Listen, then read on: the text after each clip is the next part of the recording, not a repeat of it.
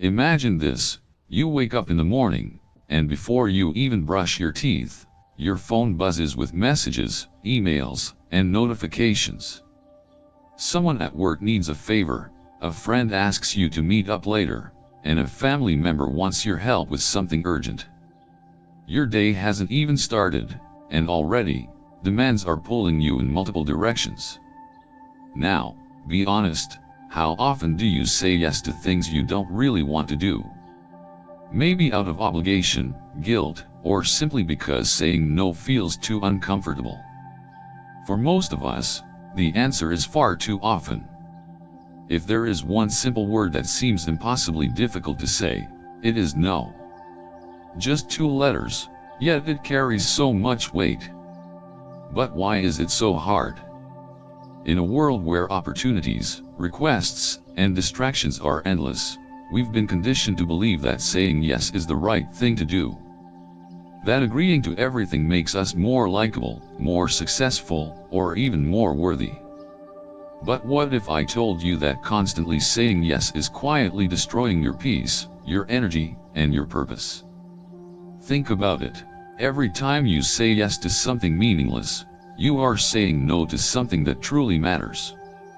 Your time, your mental space, and your emotional well-being are all finite resources. Every unnecessary commitment drains you, leaving less room for the things that actually bring you joy, growth, and fulfillment. This is where Buddhist philosophy offers us an antidote. In Buddhism, mindfulness, sati, and discernment, pa, are key to navigating life wisely. The Buddha himself emphasized the importance of simplicity and letting go of what does not serve our well-being. He taught that we suffer not because life is difficult, but because we attach ourselves to things that do not truly matter. So, why do we struggle to say no? Is it because of FOMO, fear of missing out? Is it the pressure to please others? Or is it simply because we've never learned how to set healthy boundaries? In this video, we will explore why saying no is not just important, it's essential for a meaningful and peaceful life. More importantly, I will show you how to master the art of saying no in a way that is graceful, confident, and deeply aligned with your purpose.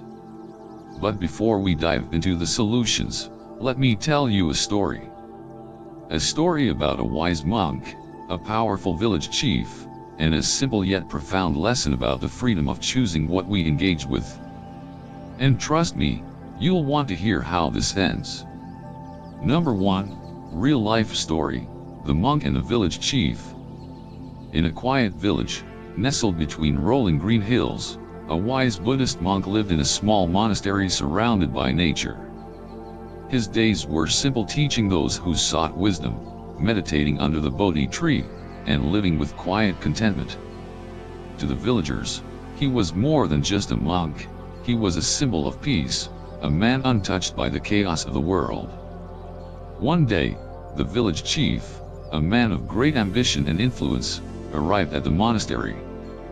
He carried himself with the confidence of someone used to getting what he wanted. He had spent weeks preparing for an important political gathering, one that would bring together influential leaders from surrounding regions. His goal was clear: to secure power, build alliances, and establish his authority. But he needed something more. He needed the monk's presence. As he approached, he found the monk sitting under the ancient Bodhi tree, eyes half closed in deep meditation.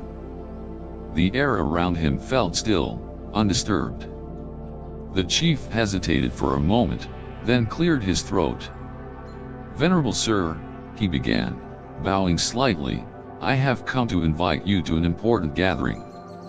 Leaders from all around will be there. Your wisdom is respected far and wide, and your presence will give great honor to the occasion." The monk slowly opened his eyes, his face calm and unreadable. He listened, nodding gently, but said nothing. Encouraged, the chief continued, "The people trust you. If they see you at the gathering, they will know that our plans are just. They will follow us. You do not have to speak, only to be there. Your presence alone will make a difference." Still, the monk remained silent. The chief frowned. "Why do you not answer?" he asked, impatience creeping into his voice. "Surely, you see the importance of this. This is not about personal ambition. It is for the good of the village, the future of our people. If you refuse, it may seem as though you do not care about them." The monk studied the chief's face for a moment. Then, without a word, he reached down and picked up a small fruit that had fallen from the Bodhi tree. He held it in his open palm and looked at the chief. "If someone offers me a gift, but I do not accept it," the monk asked, "to whom does the gift belong?" The chief frowned, confused.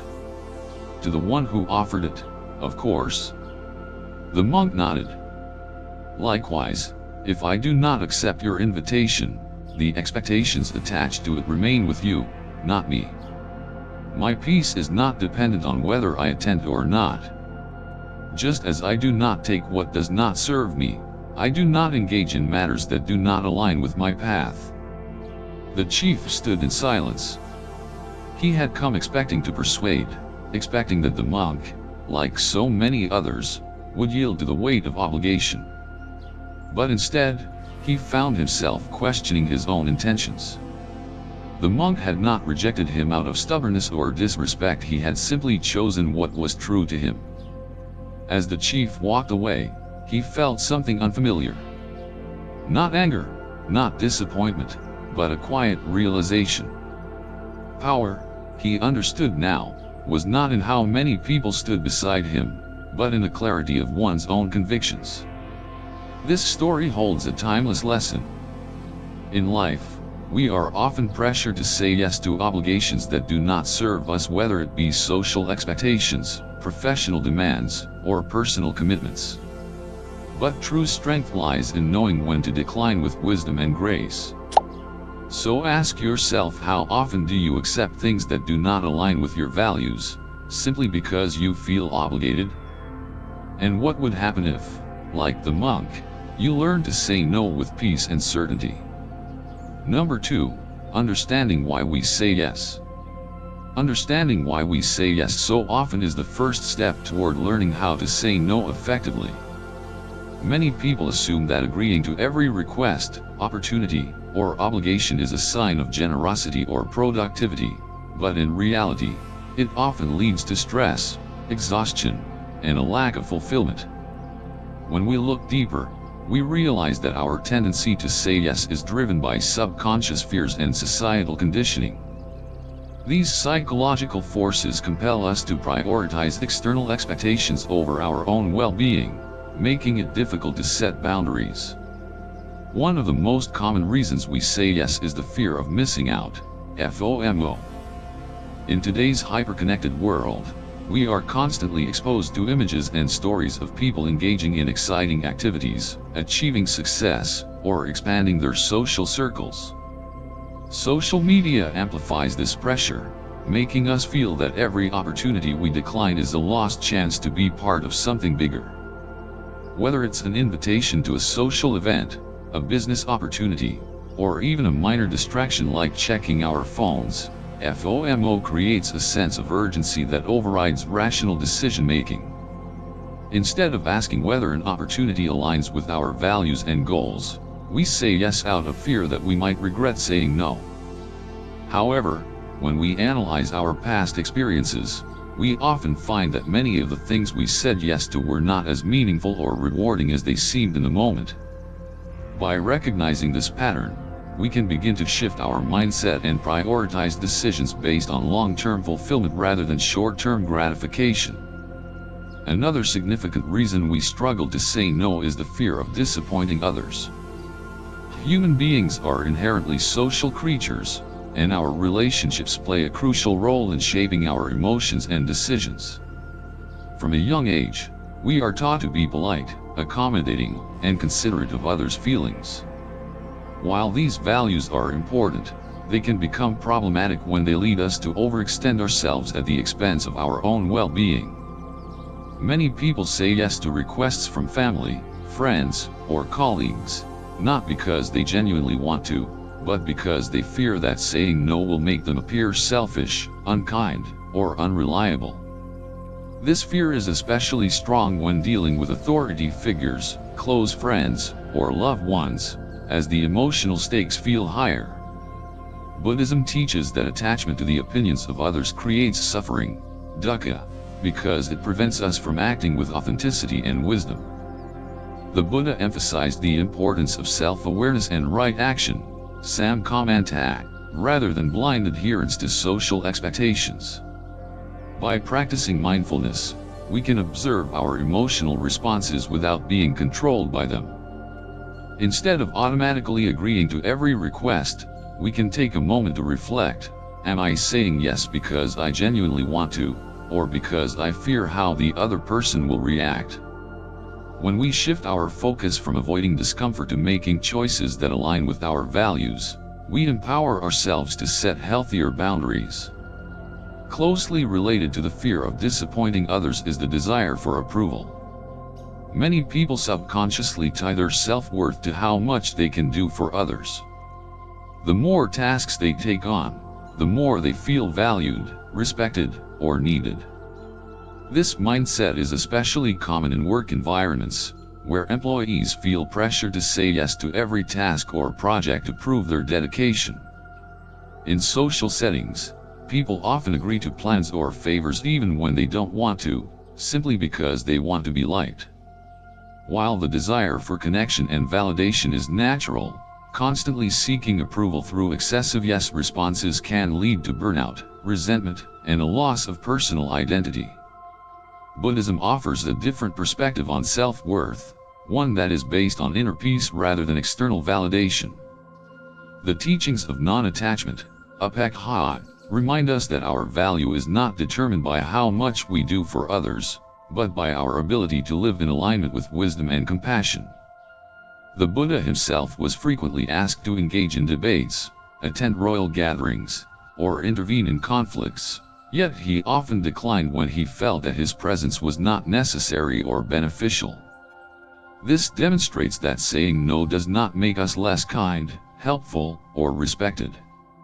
In fact, it allows us to direct our energy toward what truly matters.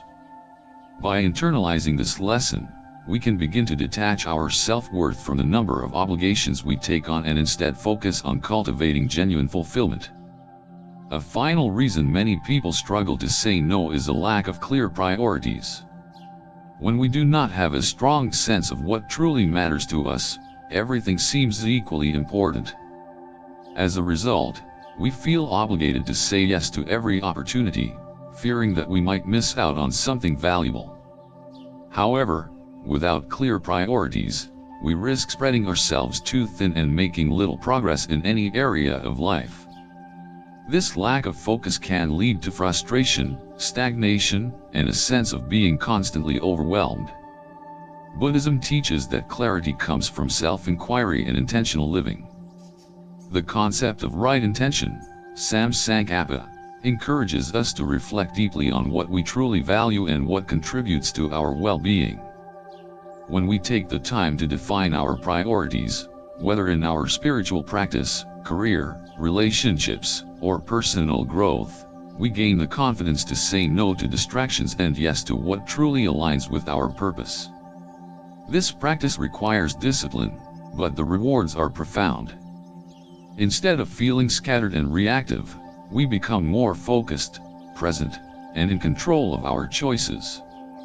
By identifying these underlying reasons, FOMO, fear of disappointing others, desire for approval, and lack of prioritization, we can begin to free ourselves from the automatic impulse to say yes. The next step is learning how to cultivate the discipline and mindfulness needed to say no with confidence and wisdom. 3. The Buddhist view on simplicity and saying no. The modern world constantly glorifies busyness. People wear their packed schedules like badges of honor, believing that the more they do, the more they achieve. The pressure to always be productive, to multitask, and to fill every waking moment with activity has become a cultural norm. This relentless pursuit of more often leads to stress, anxiety, and burnout. In stark contrast, Buddhist philosophy emphasizes simplicity, stillness, and mindful engagement with life. The Buddhist teaching, "Do less, not more," directly challenges the modern obsession with overcommitment. It suggests that true fulfillment does not come from doing everything, but from doing the right things with awareness and intention. Simplicity in Buddhism is not about deprivation, it is about clarity. The more we clutter our lives with unnecessary commitments, distractions, and obligations, the harder it becomes to see what truly matters. The Dhammapada reminds us, better than 1,000 hollow words is one word that brings peace. This principle extends beyond speech to every aspect of life. Instead of scattering our energy across countless meaningless activities, we should focus on the few that bring us true peace, growth, and fulfillment. Saying no is not about rejection, but about choosing wisely where to invest our time and energy. One of the key reasons people struggle with saying no is that society conditions us to believe that doing more equates to being more valuable. People fear that if they do not seize every opportunity, they will fall behind.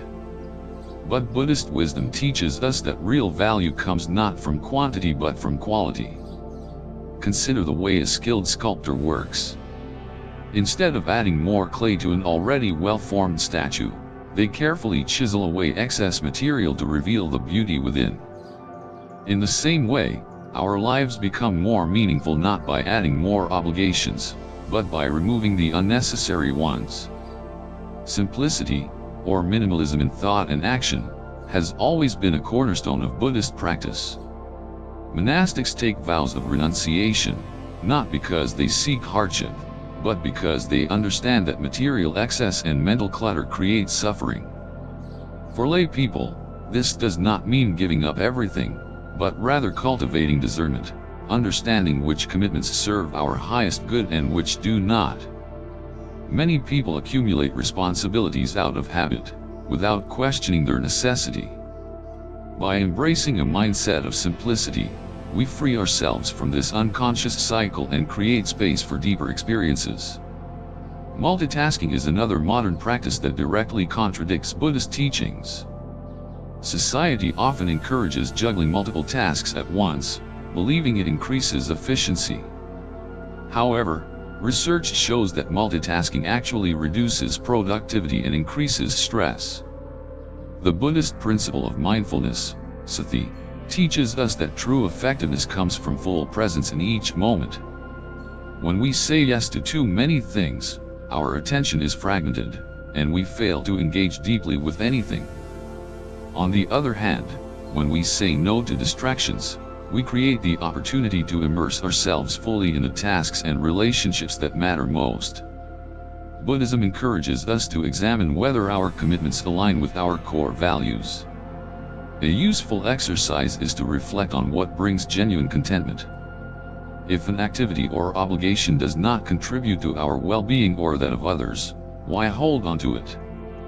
Many people take on social obligations, extra work, or even unnecessary interactions out of a sense of duty rather than genuine engagement. Yet, by letting go of what does not serve us, we create room for what truly nourishes our spirit. A real-world example of this principle can be seen in the life of the Buddha himself. Before his enlightenment, he lived as a prince surrounded by wealth, status, and endless worldly distractions. Yet, he found that none of these brought lasting peace. By renouncing his royal life, he did not simply reject material wealth, he made space for deep spiritual insight. His path teaches us that sometimes saying no to excess is necessary to discover a deeper truth. While we do not need to renounce everything, we must recognize that we cannot hold on to everything either. By choosing wisely, we align our lives with what truly matters. Simplicity also extends to our relationships. Many people say yes to social engagements, favors, or even relationships that drain them, simply because they feel obligated. But true kindness does not mean always saying yes, it means engaging sincerely and wholeheartedly. If we spread ourselves too thin, we become less effective in the roles that truly matter. Buddhism teaches that wise compassion, karu, includes knowing when to step back. If an obligation or relationship is not uplifting, it is okay to set boundaries. This is not selfishness, it is self-awareness. Practicing the power of saying no requires inner discipline. Society often equates being busy with being important, but busyness without mindfulness leads to exhaustion rather than achievement. The Buddha taught that inner peace is cultivated by removing distractions and focusing on what is essential. If we truly examine our lives, we often find that much of our busyness is self-imposed. Meetings that could be avoided, conversations that add no value, activities done out of obligation rather than joy, these can all be minimized if we develop the courage to say no. The ability to say no also helps cultivate detachment, upek. Buddhist teachings emphasize non-attachment, not as a rejection of life, but as a way of engaging more fully with it. When we learn to say no to things that do not align with our path, we strengthen our ability to live with intention. This creates a life filled with meaning rather than one cluttered with meaningless obligations. Saying no is a spiritual practice in itself, one that aligns with the fundamental Buddhist teaching of choosing the middle way, neither excess nor deprivation, but a balanced approach to living. When we practice this wisdom, we become more present, more deliberate, and more at peace. Our days stop feeling like an endless series of tasks and instead become a conscious unfolding of meaningful actions. In the end, the goal is not to do more, but to do what truly matters.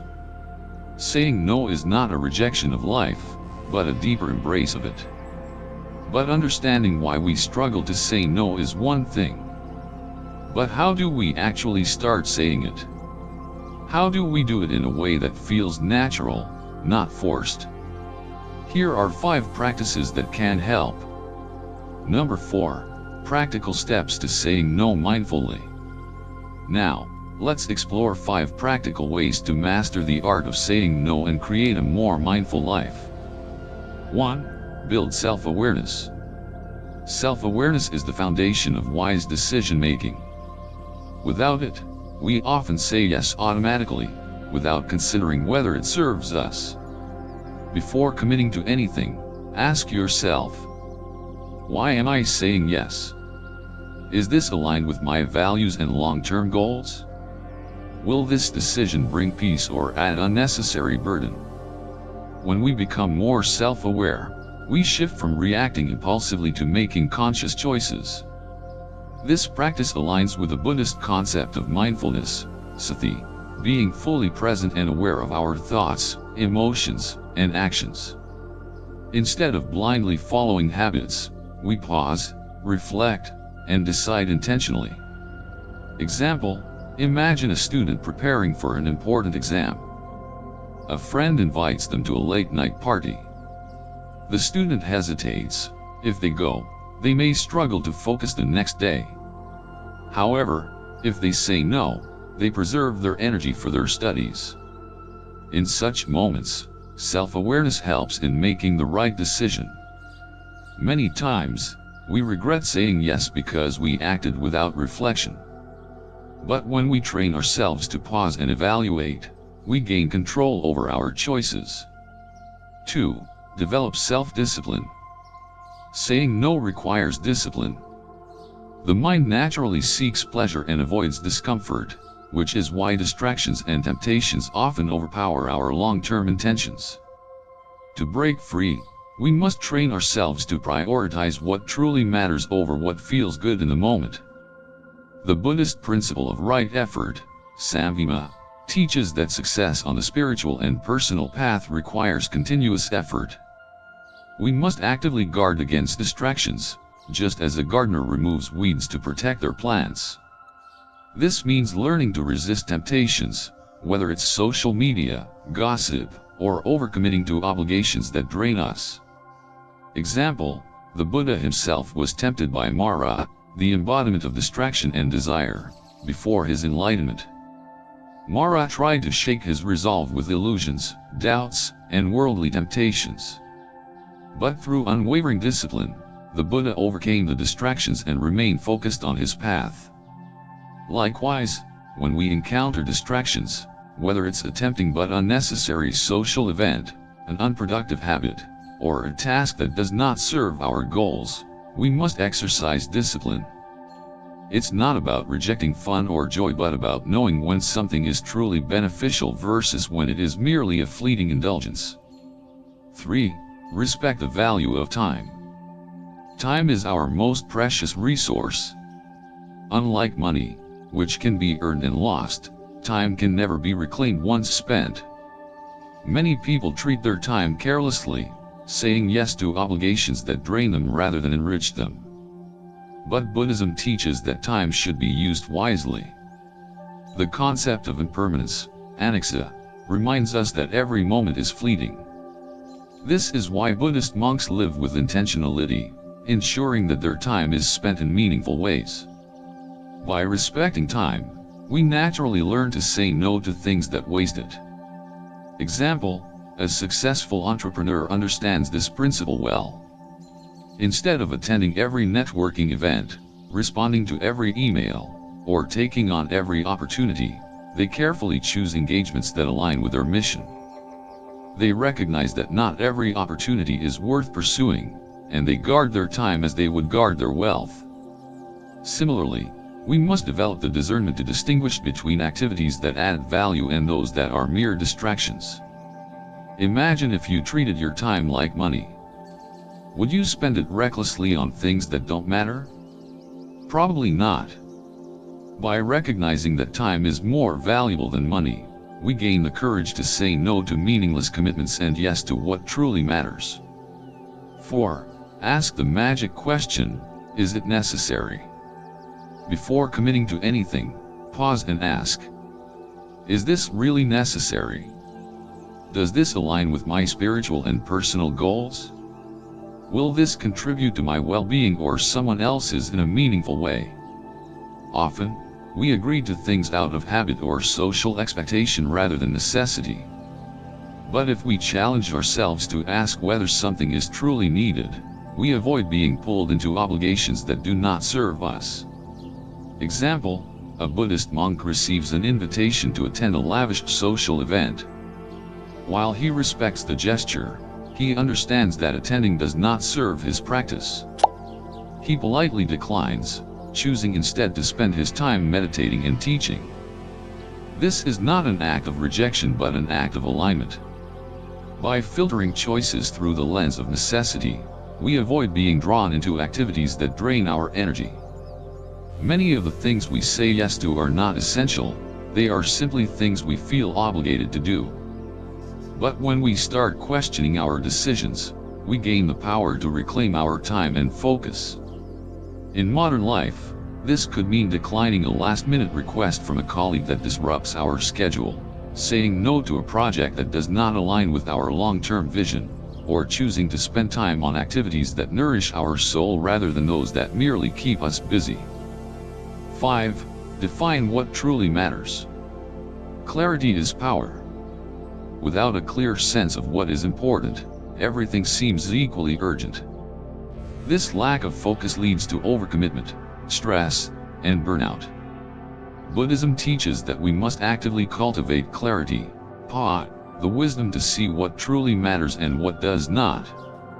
When we know our values, saying no becomes effortless. If we are unclear about our priorities, we will be easily swayed by external pressures. But when we define our purpose, we can confidently decline distractions.